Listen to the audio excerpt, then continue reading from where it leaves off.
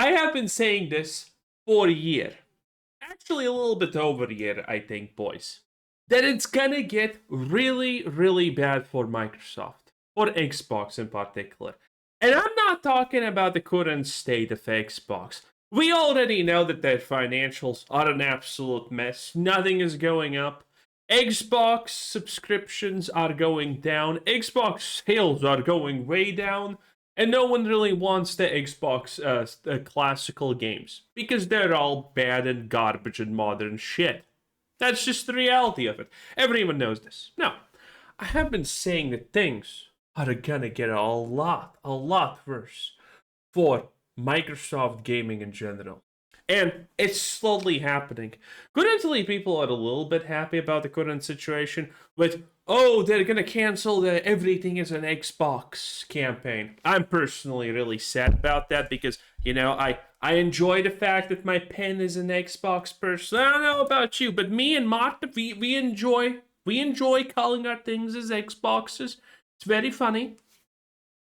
And obviously, they revamped the achievements, which everyone also really likes. That is a good thing, honestly. You know, no one can say anything bad about that. Very cool, you know? We're still kind of 3 steps behind PlayStation with the achievement thing. But it's the good things that matter, and it's the progress that matters in this game. But the reality is, this was all done by the previous people at top at the Xbox. This was Phil Spencer. This was Phil Spencer fixing the mess that he started. The Xbox revamp of the achievements was by I forgot her name, but Black Mommy, you know that one. And now the new head of Xbox Gaming comes in, and what happens? Well, everything gets attributed to her. In reality, she hasn't done anything. In business, none of these decisions can be done like this. They don't happen on a snap. We're not talking about Thanos snapping. No. These things have been probably planned in the pipeline at least 6 months in advance. Which means, considering Asha went in and no one knew that she's a thing, like most of the people at the top who got fired and replaced by her literally had no idea that's even happening. So, she has not made a single one of these decisions. And the question is, what decisions is she going to make? Well, the answer is obvious, obviously. It's her background. AI. Microsoft is all in the AI bubble, okay? That thing cannot explode because they have a lot. They have a lot put into it. And obviously, this is not going to end well. Do you think gamers want AI? Of course we don't. That's preposterous. I mean, listen. Take Marta here, for example. Do you think Marta wants AI in her video games? She's barely a gamer. The last time she played video games was Sims 2. That's 22 years ago at this point, or something like that. It's not looking good. Marta doesn't even know what AI stands for. Marta, do you want AI? Is it improving your gaming experience? You know what Marta's probably answering you? No. And how did you get into my house? Marta's a heroin addict, by the way. Do you think Marta honestly needs AI? How is AI going to help her score heroin? Probably not. So she could not care less. And this is what they're going to push AI on. The most casual, or lowest at the bottom of people possible. Because we're not going to buy it. The gamers are never buying it. Listen, even Marta doesn't want AI. She doesn't care for it. It's not going to improve her life in any way. You think I want it? Hell no. I don't trust that shit. I know what that stuff tells you. I know. Listen, boys, I for a fact know that smoking 3 packs of cigarettes a day for a pregnant woman is probably not good. I call the limit at 1. But AI is going to tell her to smoke a whole goddamn carton. So it's not looking good. And this is the future of Xbox. They have nothing. And the bad things are only now starting. We've got the Microsoft financial year 2026 quarter 3 earnings. And it looks like Xbox, the numbers are down, which should not be a surprise. I'm not saying this to really dog on them, but the numbers are down as they have been for a while. So we're going to take a look here at this Oh, poor multi-billion-dollar company. screenshot for their earnings. I, as someone who can't afford rent, am very... I want to cry. And as you'll see here on WCFF Tech, you'll see here that Xbox content and services is down. We have hardware down. Over here, we have the hard facts. Hardware down 33%, and Xbox content and services revenue down 5%. Overall gaming revenue is also down. Not a good... Okay, and let me tell you something about finance, okay? When you simplify your numbers to something as trivial as literally year over year, this is what why whatever this says why means, that's year over year. When you simplify them down that much and they still look bad, bro, it's not looking good. Revenue is also down. Not a good look, dude, especially when like content revenue is down. That just shows a lack of engagement with the platform where people aren't even buying third-party stuff. And there's certainly, with games like Crimson Desert, been very popular third-party games selling well, but yet nothing's really moving on the front with Xbox. And these numbers are more so a sign of why we're seeing such a strong response from Xbox in other areas. It's because... Also, I have been recently thinking about this. Why would, even if you're an Xbox fan, why would you buy an Xbox now? We all know what happened to PlayStation Xbox with the newest generation.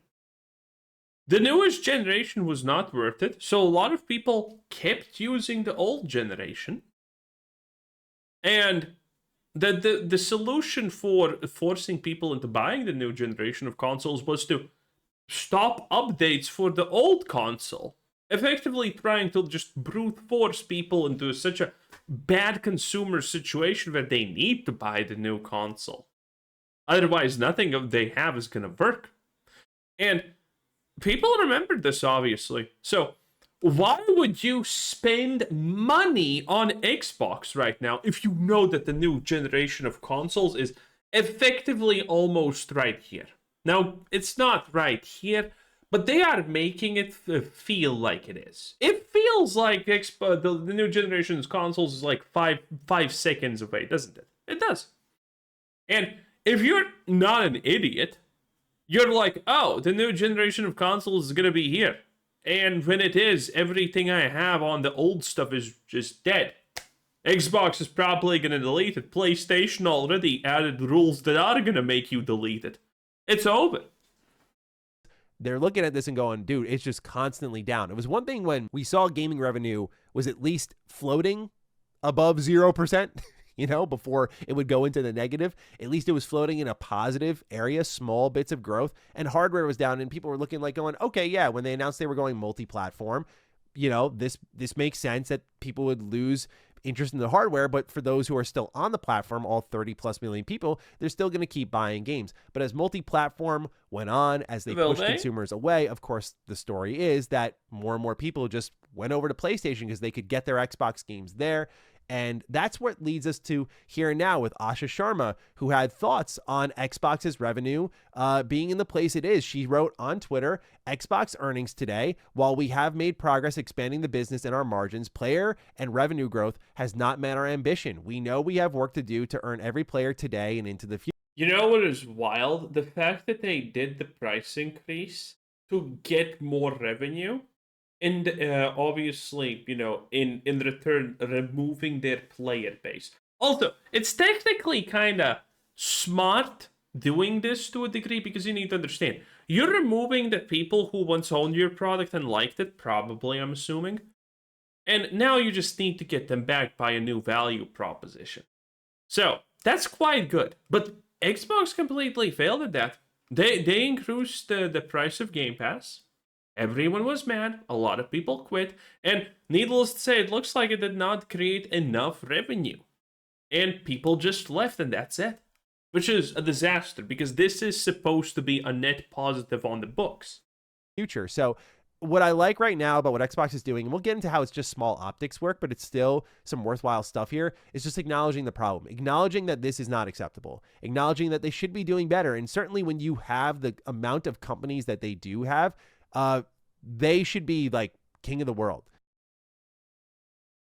So that gets into like, what are they doing right now to win people back? That's where, again, you look at the numbers here, they're down. And this isn't really a reflection of Asha, at least at this moment in time, because right now, this is about what Phil and Sarah and yes, Matt Booty all did to put the brand in the place it is in now. So it looks like Microsoft has collectively realized that their pursuit of AI with Copilot has literally boned every part of their business otherwise here. So suddenly we're seeing good guy Microsoft come up again like we did at the beginning of the Xbox Series generation. What we've got here is an article from Windows Central with the headline that says, "We're doing the work required to win back fans across Windows and Xbox." And as I'll illustrate here in a little bit after reading the quote, we can see what they're doing in the world of Xbox to try and win people back with smaller Windows is cooked. It doesn't even work properly any longer. wins and what could I wonder why. What changed? be some potential bigger wins. So let's take a look at the quote here.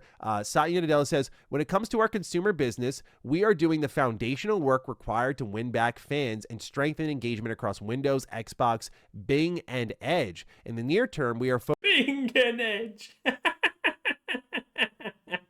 focused on fundamentals, prioritizing quality, and serving our core users better." This goes back again into AI, where they were shoving Copilot into everything. They were just trying to, grow and grow and grow and get out there. Like, everyone loves AI. AI is going to be huge. Our investors love AI. We're collecting tons of money from them. And then people are really unhappy with the product that they're being delivered, whether it be Xbox or where Windows is at. And people start kind of flirting a little bit with that SteamOS. People start flirting a little bit with Linux. People start flirting a little bit with PlayStation. Suddenly, that everywhere approach isn't really the right idea if it's costing you your brand image. And that brand image is resulting in people not engaging with products that they could be paying for, and you're making less money, that sort of thing here. So he says, with Windows, we recently announced performance improvements for lower memory devices, streamlined the Windows Update experience, which is huge, and brought back focus to core features and fundamentals that matter most to our customers. And you also see this in Xbox, where the team is recommitting to our core fans and players. And the next Windows is probably going to be designed by a double amputee, cripple, autistic, lesbian, trans woman, okay? That's what we're going to go for. That's going to be the next person that designs the Windows OS. And if that sounded like a joke to you, it's not. It's not. Microsoft has a history of doing shit like that. Why do you think most of the Windowses are so fucking bad as they? Because that's the kind of people they are pretty much allowing to design it. I'm not kidding. Google it.